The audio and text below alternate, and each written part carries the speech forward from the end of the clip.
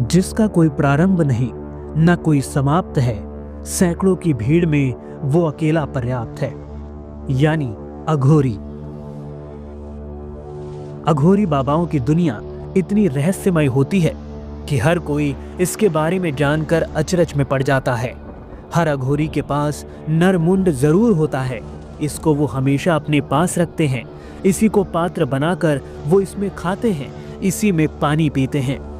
चूंकि अघोरी शराब का सेवन भी करते हैं तो उसमें ये नरमुंड ही उनका पात्र बनता है। और आज की इस वीडियो में हम आपको अघोरी बाबाओं के बारे में कुछ ऐसी बातें बताएंगे जिन्हें सुनकर आपके रोंगटे खड़े हो जाएंगे। साथ ही आपको इन अघोरी बाबाओं के ऐसे ऐसे काम बताएंगे जिन्हें सुनकर आपको घिन आ जाएगी। ये तस्वीर 1860 में खींची गई एक अघोरी बाबा की फोटो है, जिनके एक हाथ में नरमुंड है और दूसरे में शराब की बोतल। अघोरी हिंदू देवता शिव की पूजा करते हैं। ये पंथ मुख्य रूप से मृत्यु से जुड़े शिव के रूप भैरव की पूजा करता है। अघोरी मूर्ति पूजा नहीं करते, बल्कि अधिक एकाग्रता का अभ्यास करने के लिए ध्यान और शराब पर निर्भर रहते हैं। आमतौर पर वो भारत के शमशान स्थलों के बीच रहते हैं, जहां शिव और देवी काली मां का निवास माना जाता है। अघोरी नरमुंड यानी मानव खोपड़ियों को भोजन के पात्र के रूप में इस्तेमाल करते हैं। पुराने समय में अघोरियों को कपालिक या खोपड़ीधारी के रूप में जाना जाता था। ये नाम उन्हें इसलिए दिया गया क्योंकि वे धार्मिक समारोह के दौरान खोपड़ियां साथ लेकर घूमते थे। ऐसा माना जाता था कि खोपड़ी भगवान शिव का प्रतिनिधित्व करती थी।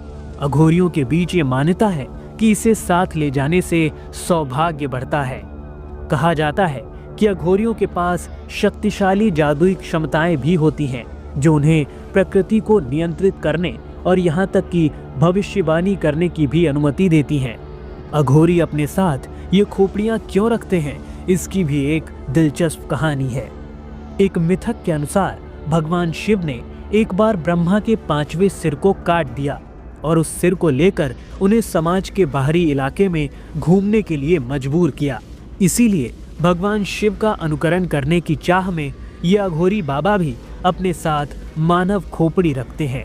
अघोरी अपने साथ मानव खोपड़ी इसलिए भी रखते हैं क्योंकि वे मानते हैं कि मृत्यु के बाद मृतक की जीवन शक्ति खोपड़ी के शीर्ष में चिपकी रहती है और कुछ मंत्रों और प्रसाद, विशेषकर शराब से वे मृतक की आत्मा को बुलाने और उस पर नियंत्रण हासिल करने में सक्षम होते हैं।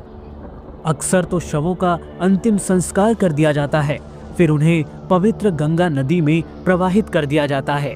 लेकिन कुछ शवों को बिना दाह संस्कार के ही निपटा दिया जाता है। कहा जाता है कि अघोरी इन अवशेषों को इकट्ठा करते हैं, अपनी आध्यात्मिक ज्ञान के लिए उनका उपयोग करते हैं। वो मानव मांस खाने के साथ साथ मानव खोपड़ी का इस्तेमाल करते हैं। दावा किया जाता है कि कुछ पंथ के सदस्य शवों के साथ यौन क्रिया तक करते हैं ताकि उन्हें अलौकिक शक्तियां मिल सके। ये ऐसी बात है जिसे अघोरी साधुओं के बारे में हमेशा से कहा जाता रहा है, लेकिन आम लोगों के लिए ये अचंभित कर देने वाली बात है।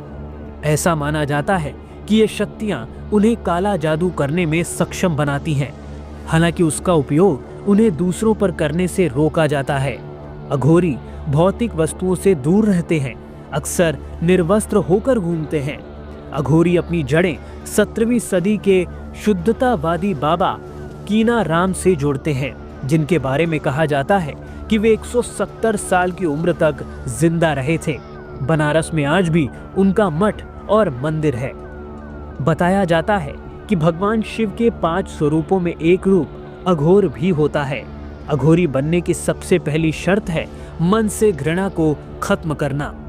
जिन चीजों से मनुष्य जाति घृणा करती है, अघोरी उन्हें ही अपनाते हैं। अघोरी शब्द का संस्कृत भाषा में मतलब होता है उजाले की ओर। साथ ही शब्द को पवित्रता और सभी बुराइयों से मुक्त भी समझा जाता है। लेकिन अघोरियों का रहन सहन और उनके तरीके इससे बिल्कुल अलग हैं। साथ ही उनके बारे में एक मान्यता और है जिसके बारे में शायद ही आपको पता हो। माना जाता है कि अघोरियों को कुत्तों से बहुत प्रेम होता है।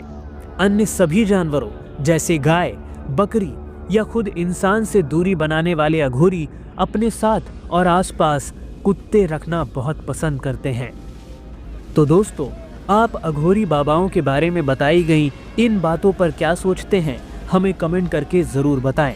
साथ ही ऐसी ही नॉलेजफुल और अजीबोगरीब खबरें जानने के लिए हमारे चैनल को अभी सब्सक्राइब ज़रूर करें।